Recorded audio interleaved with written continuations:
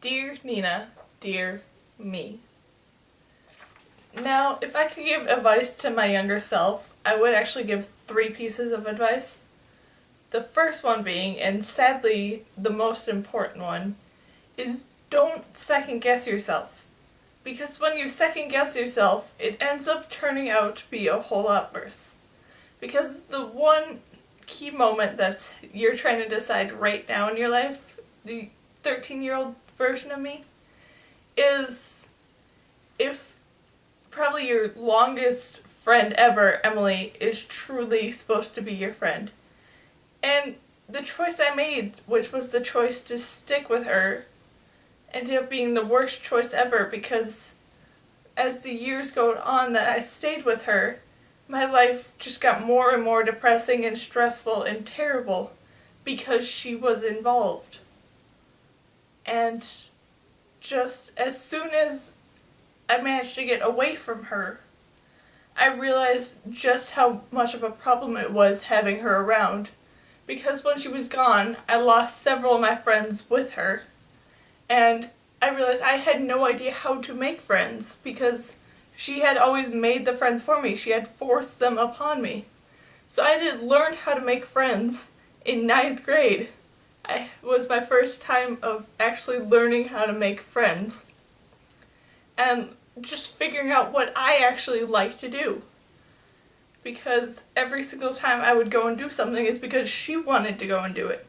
So it's just that as soon as I managed to escape her and not stop second guessing myself about whether or not it was a good idea to leave her, I started to actually be me for the first time.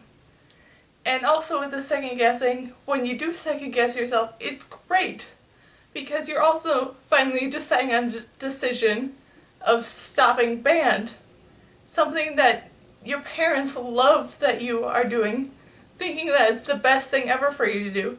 But I hated it. I hated it so much that when I quit, yes, my parents were so depressed about it, so not happy about it, but they realized that I was happy about it, so they finally gave up on that. They finally gave up on trying to make me do stuff that I didn't want to do. It helped more on enforcing things that I wanted to do. And one of those things, it goes along with my number 2 piece of advice: don't be afraid.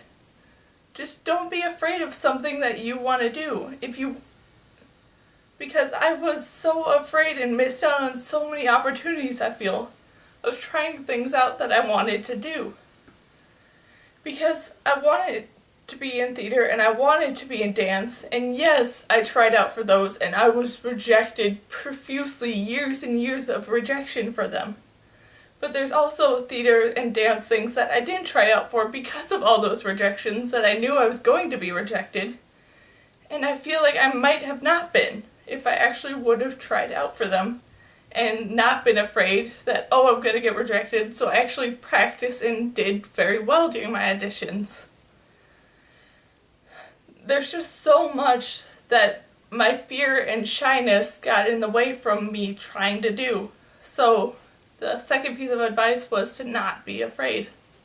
And the third piece of advice is to continue to be you and what you want to be. Because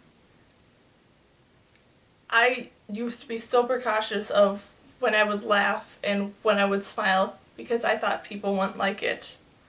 And it turns out the more I've grown stuff, I've learned that that's 2 of the things that people love the most about me is my smile and my laugh, and the way that I am so confident in being who I want to be and not who other people judge or think is best to be. I love being myself, and that's what people love the most about me. So my best advice for that is just to continue smiling and continue to laugh and not worry about it. Because it's the thing that people love the most about you. And those are my 3 advice that I would give to my younger self if I could. And that's it. So, bye!